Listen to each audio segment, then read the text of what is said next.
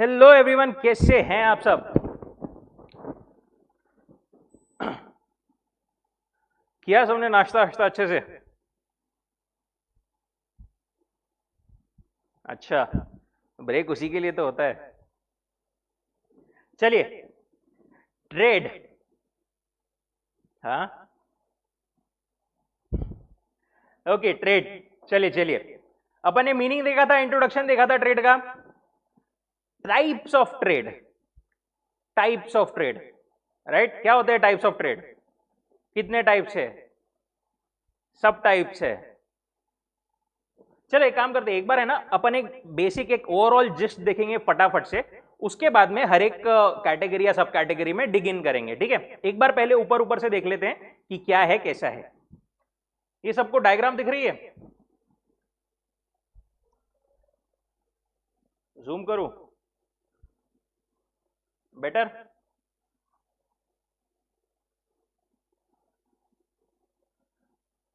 Okay. Trade क्या है? Main दो टाइप्स ट्रेड के, internal trade, external trade.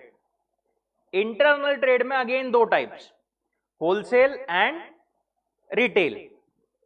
Retail में अगेन दो types, itinerant retailers and fixed shop retailers. फिर second category external trade, import export, ये तो सुना ही होगा सबने। Entry port, entry port trade सुना है कभी? देखेंगे। चलिए पहले internal trade. When the goods and services are purchased or sold within the country, it is referred as internal trade. हमारी कंट्री में, हमारी बाउंड्रीज में अगर व्यापार लेना देना हो रहा है तो it's internal trade. Example, purchasing goods from door salesman, local shop, exhibition, regional markets, departmental stores और malls are the examples of internal trade. ठीक है, इसके चैनल टाइप्स, ओके, ये सब अपन डिटेल में देखेंगे। पहले एक बार टाइप, कौन से दो टाइप्स थे? Wholesale and retail. होलसेल सबने सुना होगा, होलसेल नाम। होलसेल में लेके आते, सस्ता पड़ेगा होलसेल में। क्या होता है wholesale trade? When goods are purchased in large quantities from the manufacturer or producer for the purpose of resale to retailers, it is known as wholesale trade. अपन ने एक बेसिक फ्लो देखा था, पहले प्रोड्यूसर या manufacturer, then distributor, wholesaler, retailer, then consumer, right? याद है सबको? होलसेलर से जो रिटेलर को जो ट्रेड होता है, या कभी कभी किसी केसेस में कभी कभी डायरेक्टली होलसेलर टू रिटेलर हो जाता है, that is wholesale trade. Features वगैरह ठीक है, देखेंगे अपन।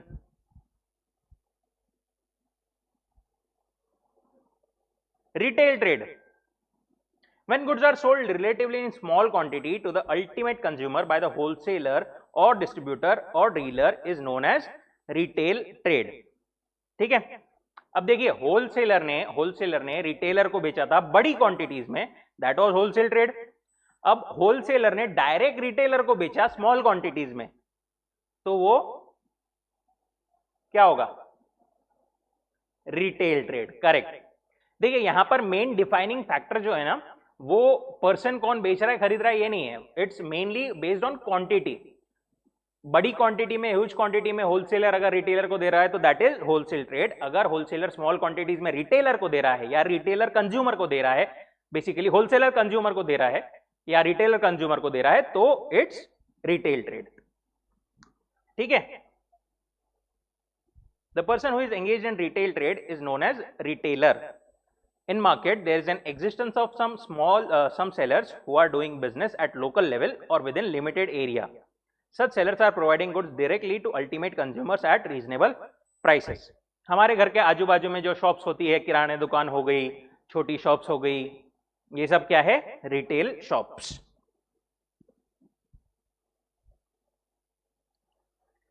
Next, types of retailers. Retailer के दो टाइप है, एक तो फिक्स शॉप रिटेलर्स एंड दूसरा इटिनरेंट रिटेलर्स। इटिनरेंट रिटेलर्स मतलब मतलब those who do not have a fixed establishment और शॉप और प्लेस फॉर बिजनेस, ठीक है, जैसे पेडलर्स हो गए, खोमचे, खोमचे पता है सबको, वो हो गए, डोर टू डोर सेल्समैन हो गए for example, right, hawkers, peddlers, street traders, cheap jacks, market traders etcetera. Fix shop retailers के अगेन दो क्लासिफिकेशन दिए हैं, एक लाइक सेम, बस एक ऐसा है कि स्मॉल स्केल पे जो करते हैं एंड एक लार्ज स्केल पे जो करते हैं। स्मॉल स्केल मतलब general store, second hand good shop, authorised dealers, speciality shops, जैसे हमारे किराने दुकान वगैरह हो गई, हमारे लोकेलिटी में होती है इंडिविजुअल स्टोर्स। लार्ज स्केल वाले में डिपार्टमेंटल स्टोर, सुपरमार्केट, जैसे for example D mart, DIY, right? These are large scale fixed retailers. ठीक है, itinerant retailers are those who do not have a fixed place or fixed shop for their business.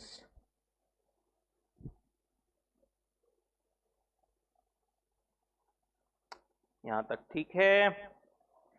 हर एक इसका definition, हर एक point का time का definition, उसके features वगैरह अपन सब देखेंगे अभी डिटेल में। First let just quickly have a whole picture. Second category, international trade, external trade basically. When the trade activities are conducted between two or more countries, it is called international trade. The political relation between two countries also influence the trade between them. International trade procedure is always complex, difficult and lengthy.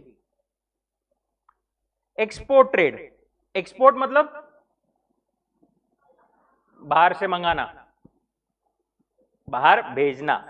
India अगर कोई चीज बाहर cell कर रही है, जैसे for example USA, Australia, Indonesia, China, जिसको भी इंडिया के बाहर अगर अपन सेल कर रहे हैं तो that is export. Export trade refers to sale of goods and services to a foreign country. अब इसकी प्रोसीजर है पूरी, वो अपन देखेंगे obviously. Export procedure, pre shipment, production, packaging etcetera. Import, import export का ऑपोजिट। अगर अपन बाहर देश से कहीं से कुछ खरीद रहे हैं तो import. Import trade refers to the purchase of goods and services from foreign country. The procedure for import trade differs from the country to country depending on the import policy, statutory requirements, etc. तीसरा नाम ध्यान में किसी को क्या था? Entry port. Entry port trade क्या होता है? किसी ने सुना है कभी नाम?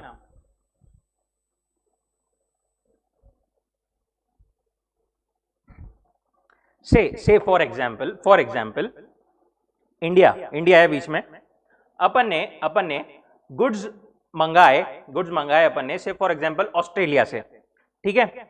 अपने कंजम्पशन के लिए नहीं था, वो किस लिए था? यहां पर स्टोर करके एक बार, या फिर उसको रीप्रोसेस, रीपैकेज करके बाहर भेजना किसी दूसरी कंट्री को, से फॉर एग्जांपल यूएसए और चाइना, ठीक है। अपन ने ऑस्ट्रेलिया से मंगाया और अपन ने रीप्रोसेस करके या फिर एक अपने पास में सिर्फ वैसे ही स्टोर करके बेच दिया किसे?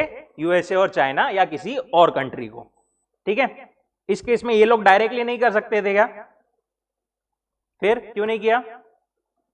मे बी क्योंकि यहां पर ऐसे रूट से हमको कुछ ड्यूटीज का या किसी और चीज का बेनिफिट मिलता है, ठीक है। अपन उसमें डिटेल में जाएंगे। The term entry port historically referred to a seaport or warehouse where goods would be imported for storage or processed before re-export. Import करते हैं and then we re-export. We do not import for our consumption. It also refers to the practice of re-exporting goods with or without processing or repackaging them again. हो सकता है कि goods जो अपन ने मंगाए वो उसको अपन रीपैकेज करे, रीप्रोसेस करे, या फिर सिंपली स्टोर करके कुछ दिन बाद वापस दूसरे देश को बेच दें। It is mainly used to refer to duty-free ports with high volumes of re-export trade. At entry port, goods do not face any import and export duties upon shipment from the port. Right? ये main कारण होता है कि duty basically थोड़ा सा बचाना, कि वो डायरेक्ट अगर ऑस्ट्रेलिया से जाता था यूएसए और चाइना तो हो सकता था वहां पे ड्यूटी का इंसिडेंस या ड्यूटी बहुत ज्यादा लगती थी, बट क्योंकि इस रूट से भेजा गया वहां पर ड्यूटी का इंसिडेंस बहुत कम हो गया। ठीक है, चलिए अब डिटेल में चलें।